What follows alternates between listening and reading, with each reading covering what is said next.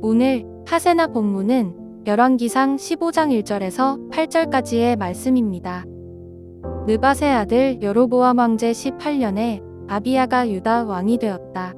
그는 3년 동안 예루살렘에서 다스렸다. 그의 어머니는 아비살롬의 딸 마아가이다. 아비야는 그의 아버지가 지은 죄를 모두 그대로 따라갔으며 그의 조상 다윗의 마음과는 달라서 주 하나님 앞에서 온전하지 못하였다. 그러나 주 하나님께서는 다윗을 생각하셔서 예루살렘에다가 한 등불을 주시고 그의 뒤를 이을 아들을 세우셔서 예루살렘을 굳게 세워주셨다.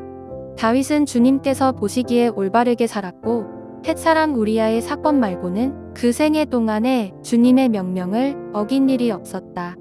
여로보암과 르호보암 사이에는 그들이 살아있는 동안 늘 전쟁이 있었고 아비야와 여로보암 사이에도 전쟁이 있었다. 아비야의 나머지 행적과 그가 한 모든 일이 유다 왕 역대지략에 모두 기록되어 있다.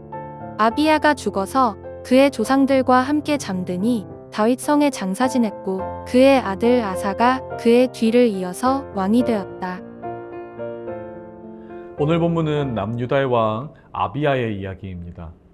아비야는 르호보암의 17년 유다 통치를 마친 후 아버지를 이어 유다 왕국을 다스리게 되는데 열왕기상은 그 역사를 북이스라엘의 왕조와 대조하면서 아비야는 느밧의 아들 여로보암 왕 제18년에 유다를 3년간 다스렸다라고 기록합니다. 이것은 비록 북이스라엘과 남유다가 분단 국가가 되었으며 6절에서는 여로보암과 르호보암이 평생을 전쟁한 것처럼 아비야도 그의 아버지의 적수와 늘 전쟁을 했다고 기록은 하고 있으나 여전히 하나님의 시점에서는 이 둘을 하나의 나라, 하나님의 나라라고 생각하고 계심을 마치 암시라도 하는 것 같습니다. 세번역은 열왕기도, 역대기도 모두 유다의 왕을 아비야라는 이름으로 통일해서 부릅니다. 그런데 성경을 개역 개정으로 읽으시는 분들께서는 어째서 열왕기상은 유다의 왕을 아비얌이라고 부르는데 역대기에서는 아비야라고 부르는지 궁금해 하실 수도 있습니다. 물론 정확히 알 수는 없지만 어쩌면 아비야가 가지고 있는 이 이름의 의미 때문에 그런 것일 수도 있습니다. 열왕기가 기록된 당시를 살펴보면 이스라엘 백성들 앞에 놓여진 하나님의 심판을 바라보며 이 모든 것이 바로 자신들의 죄악 때문이었음을 강조하는 것에 있었습니다. 그렇게 자신의 아버지였던 르호보암의 죄악을 온전히 따라한 아비암은 그의 이름의 뜻에도 나의 아버지는 신비스러운 바다의 신이다 라는 우상숭배의 의미로 가득합니다. 그러나 이제 포로 생활에서 기원하며 다시 한번 선택받은 민족으로서의 정체성과 하나님의 역사를 가르치고자 하는 목적으로 기록된 역대기에서는 아비암을 아비야라고 부릅니다. 그 이유는 아비야의 뜻에는 나의 아버지는 야훼이다, 즉 하나님이시다라는 뜻을 가지고 있기 때문입니다. 이 아비야의 어머니는 아비살롬의 딸 마아가라고 오늘 본문은 설명하는데요. 이 성도님들께서는 아마 아비살롬이라는 이름보다는 압살롬이라는 이름이 더욱 익숙하실 것이며, 압살롬은 다윗을 배신하여 요압에게 죽임을 당했던 다윗의 아들이었습니다. 그렇게 마아가는 자신의 아들이 통치하는 이 유다 왕국이 다윗의 뜻과 방식으로 통치되는 것을 강력하게 원치 않았을 것입니다. 다윗은 자신의 할아버지이기도 했지만 결국 다윗을 향한 반란의 실패로 자신의 아버지가 죽었으니 남편인 르호보암과 시어머니의 우상 문화가 유다 왕국에서 활개하는 것은 이는 다윗의 흔적을 그 나라 가운데서 지우는 것이나 마찬가지라고 보았을 것이며, 태우로서 자신의 아들인 아비야가 그 일을 계속해서 진행하는 것에 전혀 불만은 없었을 것입니다. 정말 그 악함이 가늠치 못할 정도였다고 보시면 됩니다.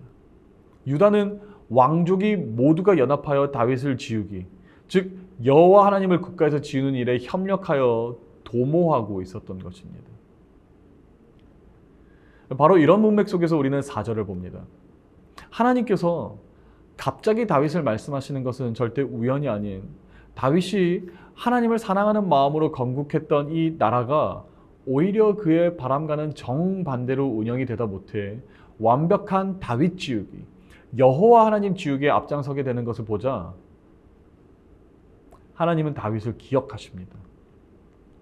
하나님은 충분히 그의 강한 손과 표심팔로 유다를 멸하실 수도 있었지만 그의 긍휼과 자비하심이 그로 인내하게 하였고 그의 종 다윗을 기억하시어 예루살렘에 한 등불을 주십니다. 등불은 은유적으로 집에 생명이 있음을 의미합니다.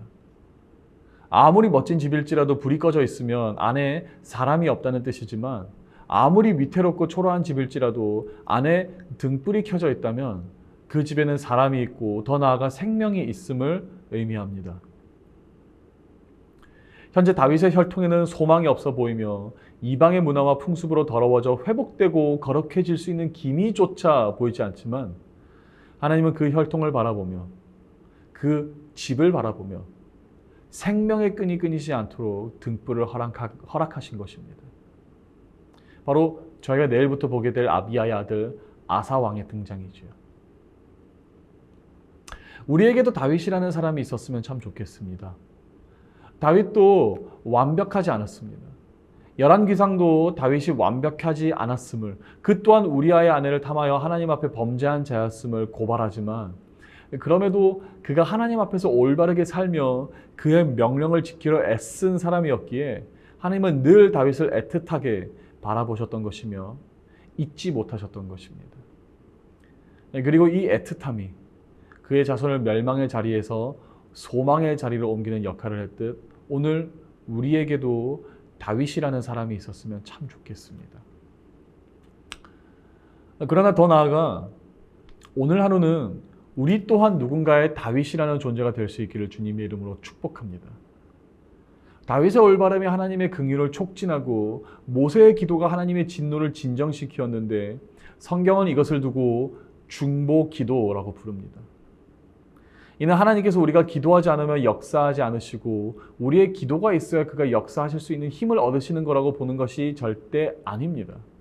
그는 전지전능하시고 후회도 변심도 없는 분이시기에 그의 뜻과 계획을 이루기 위하여 사람의 도움은 전혀 필요로 하시는 분이 절대 아니십니다. 그러나 그럼에도 불구하고 오늘 하나님께 드리는 우리의 중보 기도가 의미 있는 것은 하나님은 그만큼 우리와 동역하기를 즐거워하시는 분이시며 위대하며 전능하신 여호와 하나님께서 보잘것없는 인간의 작은 신음소리에도 응답하시는 사랑의 아버지 되시기 때문입니다. 그러므로 사랑하는 여러분, 모든 소망이 사라지고 빛이 보이지 않으며 마치 악이 승리하여 정의가 무너질 것만 같은 그럴 때에 하나님을 의지하는 마음으로 중보하는 자가 되실 수 있기를 주님의 이름으로 축복합니다. 하나님께서 다윗을 생각하여 유다의 등불을 허락하신 것처럼 오늘 우리에게도 등불을 허락해 주실 줄로 믿습니다. 오늘의 하시조는 동네 휴지 줍기입니다.